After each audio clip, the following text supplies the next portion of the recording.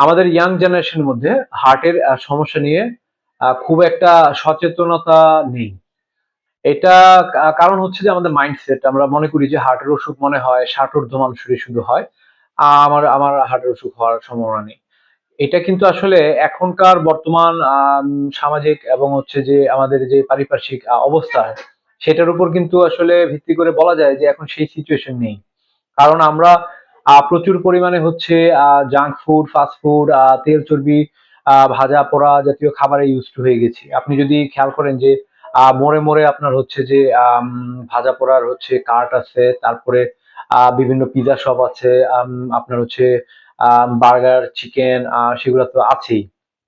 তো আলটিমেটলি এটাতে আপনি অ্যাভয়েড করতে পারছেন না। এটা একটা বিষয়। আরেকটা বিষয় হচ্ছে যে আপনার আমরা যেরকম আগে দেখতাম যে আমরা আমাদের হচ্ছে মুরব্বিরা বা বাপ চাচারা তারা অনেক হাঁটাহাঁটি করতেন। কিন্তু এখনকার মানুষ তো হাঁটাহাঁটি কম করেন। ফিজিক্যাল এক্সারসাইজও কম। কারণ বেশিরভাগ কাজকর্ম এখন হয়ে গেছে হচ্ছে যে আপনার ডেস্ক জব।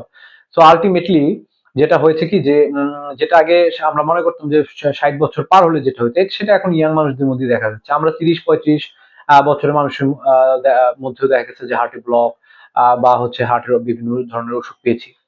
এখন এগুলা থেকে আপনি কিভাবে সেরে উঠবেন বা এগুলো থেকে আপনি কিভাবে বাঁচবেন?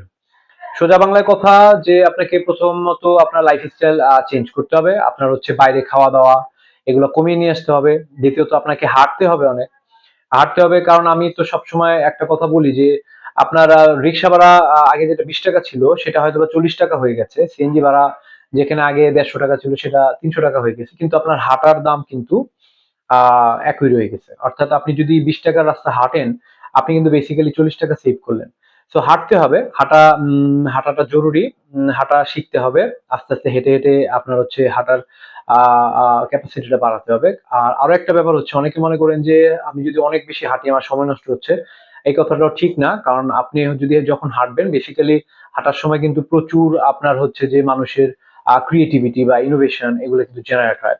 বা অনেক ধরনের আপনার থিওরিটিক্যাল চিন্তা ভাবনা যেগুলো আপনি ক্যালকুলেশন করে করতে পারেন বা মানুষ সাধারণত করে দেখবেন যে এটা হাঁটার মধ্যেই করে এবং আপনি নিজে হেঁটে দেখবেন যে ওই সময় আপনার মাথায় অনেক চিন্তা ভাবনা আসে এবং অনেক সমস্যার হচ্ছে সমাধান হয়, অনেক ম্যাথ আপনি সলভ করতে পারেন। তো সেই জন্য আমি বলবো যে হাঁটাটা আপনার ফার্স্ট প্রায়োরিটি হওয়া উচিত। তাছাড়া ফিজিক্যাল এক্সারসাইজ অবশ্যই খুবই ইম্পর্টেন্ট। আপনি যদি পারেন জিমে যাওয়ার, আপনি যদি সেই মন মানসিকতা থাকে, পার্টনার থাকে বা আপনি যদি নিজে যেতে পারেন তাহলে জিমে যেতে পারেন। এটা আপনার জন্য খুব ভালো হবে। আর এছাড়া আপনার হচ্ছে যে তাছাড়া কিছু পরীক্ষা-নিরীক্ষা আছে যেগুলো আসলে আমাদের সবসময় একটা নির্দিষ্ট সময় পর, পর করা উচিত। ধরেন আপনার বয়স ৪০ পার হয়ে গেলে আপনি রক্তের চর্বির পরিমাণটা আপনার ৬ মাস কি ১ বছর পর, পর দেখা উচিত। কিছুই না একটা সিম্পল পরীক্ষা, নাম হচ্ছে লিপিড প্রোফাইল। দেখা গেছে সেটাতে আপনি কোলেস্টেরলের পরিমাণ, ট্রাইগ্লিসারাইডের পরিমাণ জানতে পারবেন। সেটা আপনাকে অনেকাংশে দেখা গেছে যে আপনার হার্টকে সেভ করে দিবে।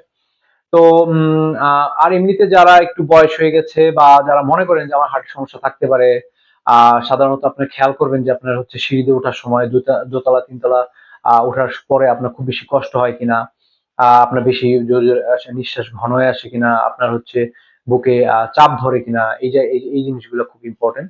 যদি এগুলো মনে হয় আপনি ফিল করতেছেন বা আপনার মধ্যে আছে তাহলে সেক্ষেত্রে অবশ্যই একজন কার্ডিওলজিস্ট দেখিয়ে নেওয়া ভালো।